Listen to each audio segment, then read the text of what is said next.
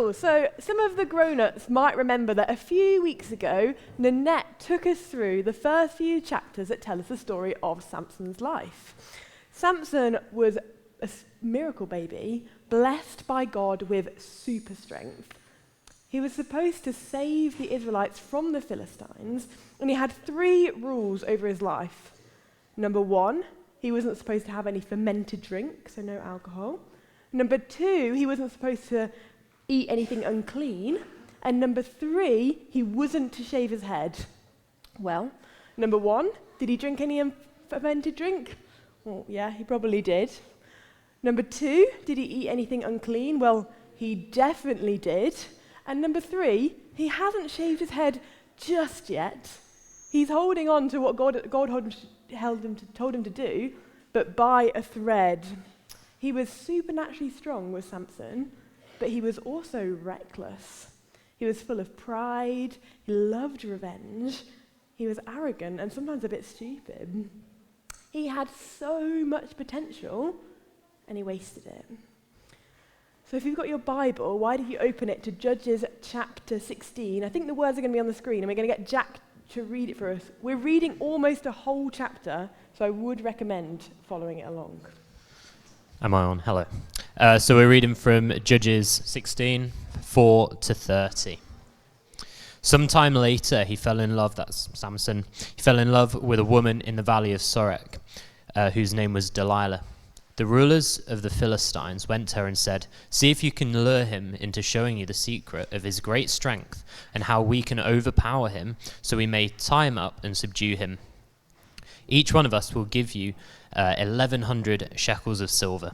So Delilah said to Samson, "Tell me the secret of your great strength and how you can be tied up and subdued." Samson answered her, "If anyone ties me with 7 fresh bowstrings that have not been dried, I'll become as weak as any other man." Then the rulers of the Philistines brought her 7 fresh bowstrings that had not been dried, and she tied him with them. With men hidden in the room, she called to him, "Samson, the Philistines are upon you." But he snapped the bowstrings as easily as a piece of string snaps when it comes close to a flame. So the secret of his strength was not discovered. Then Delilah said to Samson, "You have made a fool of me. You lied to me. Come now, tell me how you can be tied." He said, "If anyone ties me securely with new ropes that have never been used, I'll become as weak as any other man." So Delilah took the new ropes and tied him with them. Then, with men hidden in the room, she called to him, "Samson, the Philistines are upon you." But he snapped the ropes off his arms as if they were threads. Delilah then said to Samson, "All this time you've been making a fool of me and trying to lie to me.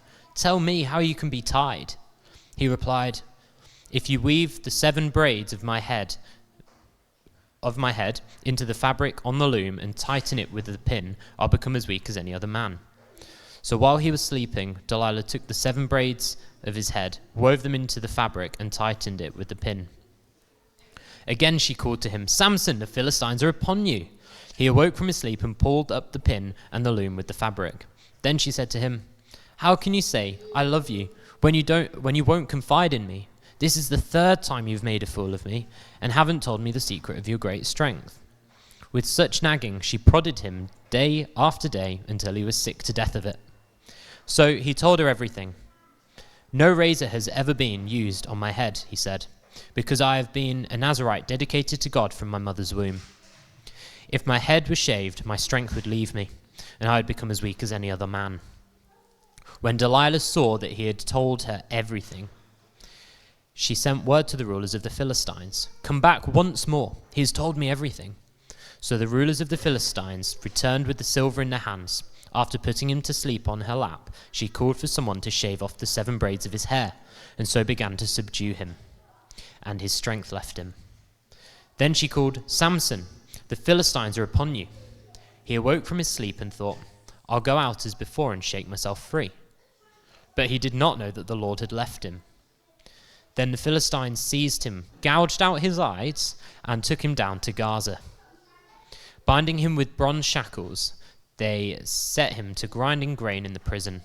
But the hair on his head began to grow again after it had been shaved. Now the rulers of the Philistines assembled to offer a great sacrifice to Dagon, their god, and to celebrate, saying, "Our God has delivered Samson, our enemy, into our hands." When the people saw him, they praised their God, saying, "Our God has delivered our enemy into our hands, the one who laid waste our land and multiplied our slain." While they were high in spirits, they shouted, "Bring Samson to entertain us." So they called Samson out of the prison and performed for them. When they stood him among the pillars, Samson said to the servant who held his hand, "Put me where I can feel the pillars that support the temple, so that I may lean against them." Now the temple was crowded with men and women. All the rulers of the Philistines were there, and on the roof were about 3,000 men and women watching Samson perform. Then Samson prayed to the Lord, "Sovereign Lord, remember me. Please, God, strengthen me just once more, and let me with one blow get revenge on the Philistines for my 2 eyes." Then Samson reached toward the 2 central pillars on which the temple stood. Bracing himself against them, his right hand on the one and his left hand on the other, Samson said, "Let me die with the Philistines." Then he pushed with all his might, and down came the temple on the rulers and all the people in it. Thus he killed many more, and when he died, than when he lived. Thanks so much, Jack. That's great. I don't need. I've got Oh yeah, Brittany. Fab. So when you were hearing those words, I wonder if your first question was the same as mine. Why is Samson so stupid? I think the answer to that question is in that verse 4. He fell in love. And I think probably I'd be hard-pressed to find someone who didn't agree that love might be the most powerful emotion of human beings able to feel. That's why so many songs are all about love, so much art is about love, so much of history is about love. It's so super powerful. I'm going to try my best not to get embarrassed here, and I want you guys to agree with me if you know the feeling as well. But when I fell in love with Sim, I was head over heels. Anyone know the feeling? Give me nods, make me feel less embarrassed. Oh yeah, people know that feeling. I couldn't sleep. I couldn't do anything. I was completely useless. I remember I was sitting in a university exam, and I couldn't even write the answer because I was just too busy in my own world. I was obsessed. It was crazy. So in some ways, I'm glad that obsession phase comes to an end, because I wouldn't have achieved anything for the last 4 years if it hadn't have. And I believe that power, that love, was used for good, because we're happily married and equally yoked and all the rest of it. And I'm sure it says in the Bible that God loves it when people who love him fall in love. It's a great demonstration of his love for us, and also his love between the members of the Trinity as well. But just like anything exceedingly powerful, if it becomes out of control, it can burn you. And that's exactly what happened to Samson. Not immediately, but after a while, he fell in love and he broke the one vow he had managed to keep. He had made a foolish decision and he was suffering from dire consequences. And I'm talking to everybody here when I say, please be careful when it comes to love, because you are playing with fire. Maybe some of you are single here and you're young and you find someone who catches your eye. And if that person is genuinely the kind of person you want to spend the rest of your life with, if they're a Christian like you are, if their life is going the same direction as you want yours to go, if you're equally yoked in that way, go for it. You know, that's a powerful thing that can be used well. But if they're not that, the fact is, if you're a Christian and Jesus is the center of your life, everything out of your life should flow from that. You know, your motivation from life is centered on the fact that you believe in Jesus. The direction you want to go in your life, that's centered on the fact that you believe in Jesus. So if you meet someone who doesn't believe in Jesus, no matter how attracted you are to them or how well you get on, you've got to ask yourself some hard questions about how compatible you really are. Because it's a sad fact of life, observed by many, that it seems to be much easier to pull someone away from faith than to pull someone towards faith. Don't know if anyone else has observed that before. I want to do an analogy, but I need 2 volunteers of about equal strength. I'm looking to you guys yet. Joe and Ruben, would you be willing to do it for me? I'm not going to make you do anything other than stand up or sit down. Great. So let's move this chair. Sorry, Amy. So Joe, do you want to sit in this chair here? So imagine this chair represents being in faith. Joe's sitting there, pretty easy. He's going to stay there for quite a while. He's pretty stable there. And imagine being off the chair is being out of faith. So if Joe and Reuben, you don't have to actually do it, you just have to pretend you're doing it, got into a kind of tug of war, so if you want to come this side, Reuben, and act like you're trying to pull Joe off the chair, and while Joe acts like he's trying to pull Reuben off the chair, don't actually do it, I didn't fill out a risk assessment. Who would win in this fight? Do you think it'd be Reuben or Joe? Put your hands up for Reuben. Yeah? Just put your hands up for Joe. Well, I think if they had equal strength, it would definitely be Reuben. It's much easier to pull someone off a chair than to pull someone onto a chair. Just like in faith, it feels like it's more easy to pull someone out of faith than to pull someone into faith. That's all you have to do. You get a round of applause for our volunteers. Perfect. And I know exactly how our head justifies what our heart wants. You start saying things like, oh, well, it's not a proper relationship. We're just having some fun. Or you say things like, I'll only go this far, so it can't be that bad. But you're playing with fire and you're in a dangerous situation. And it's very possible that this relationship that is bad for you will get in the way of your relationship with Jesus. And that is a cost not worth paying. And it's not just for the single people here as well. Just a side note, if you've been married for 30 days or 30 years, you're still at risk of falling in love with someone who's not your spouse and making foolish decisions.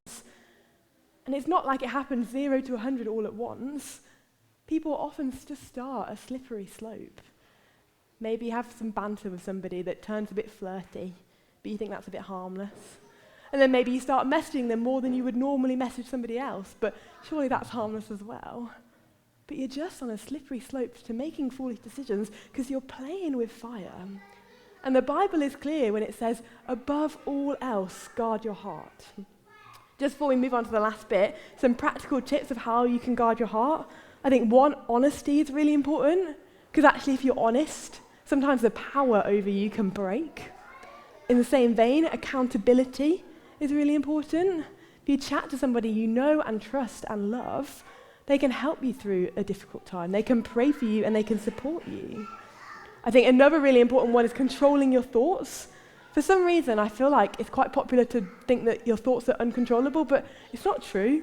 It is difficult to control your thoughts, but if you have a negative thought that comes into your mind, you do have a choice whether you're going to fester on that and ponder on that and sit in that place, or move on and think about things that are pure and lovely and excellent and praiseworthy instead. It's not easy to do, but it is something you have some control over. You've also got controlling your actions and controlling your time. Because we see here how Samson fell in love and he forgot God. And he paid a large price for something that was worse than worthless. Samson had great potential and he wasted it. He forgot God who gave it to him. Don't be like Samson, whether it's in love or just messing up in your life. We've got to be cautious. But that's not the end of the story. We see in this chapter that Samson's in a place that is terrible, and he got what he deserved. He's lost his eyes, he's lost his freedom, he's lost his strength. He rejected God over and over and over again, and now he's having to deal with the consequences of his actions. But that's not the end of the story. The hair on his head began to grow back. Oh, that verse gives me chills. Because even though Samson got what he deserved, he had messed up, God was unimaginably kind to Samson, and he gave him back his strength when he most needed it. And God was unfathomably sovereign in this situation. And even though Samson rejected God over and over again, God's promise that Samson would save the Israelites from the Philistines, it happened. And for us too, whether we've messed up in love or any other area in life, God is unimaginably kind to us. No matter how many times you've rejected him, no matter how many times you've messed up, if you go back to him, he will embrace you with open arms. And God is unfathomably sovereign. If you've gone your own way rather than God's way, you come back to him and he will use you again. So just before I finish, I thought, get a bit vulnerable with you now, if that's okay. And it's part of my testimony that God heals broken hearts, even when we've messed up. And I think back to the beginning of 2021, and when I imagined my heart, I saw something that was broken and cut and bruised and barely held together with bandages. But a few months later, when I looked at my heart, I saw something that was brand new and untouched and healthy and a thriving organ, because our God is in the business of mending hearts. Our God is in the business of transforming lives. Is great.